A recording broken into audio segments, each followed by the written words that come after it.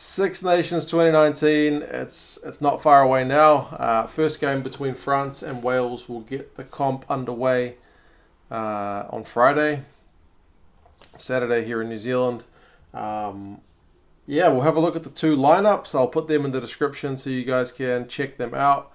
What the bookies are saying about this, how they've gone over their last 5 games. As you can see on the board, it's been mostly Wales, although there was one win for France in 2017 back in Paris.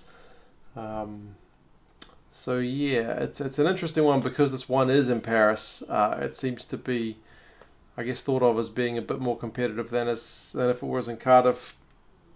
But we'll have a look at the descriptions, the teams in the description. In terms of expectations, I suppose France really need to get back on track because 2018 was a pretty horrendous year. And yet for Wales, it was a great year.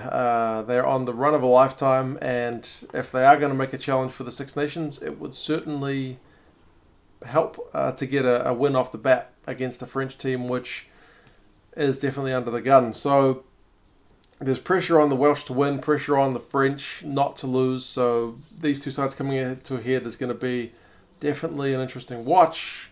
The teams for France, the home side, there are some pretty standard picks. I mean, you got Medard at fullback. That's pretty standard. Guirado's the hooker. Vahaamahina is in the second row, but Paul Willemse comes in, so that's a good start to his French career. Picamoles is there at number 8. But I think the main pick that everyone's talking about is Romain Ntamack, who's playing at outside centre, outside Camille Lopez. Morgan Parra is inside him. So how this young 19-year-old goes is going to be a big test. He's definitely one for the future. We'll see if he is one for the now with how he goes in this performance. But, I mean, overall, on paper, always you look at that French team and go, they can do a job. But as always, the question about which French team shows up is a question. For Wales, again, it's a pretty chalk talented looking lineup. I mean, you got back 3 of Liam Williams, George North, and Josh Adams. So that's a lineup of a back 3 that most teams would look at and think is pretty sweet looking. Front row, Rob Evans, Ken Owens, and Thomas Francis. Interesting pick here is probably that Thomas Williams gets the nod at number 9. Gareth Davies is only able to make the bench.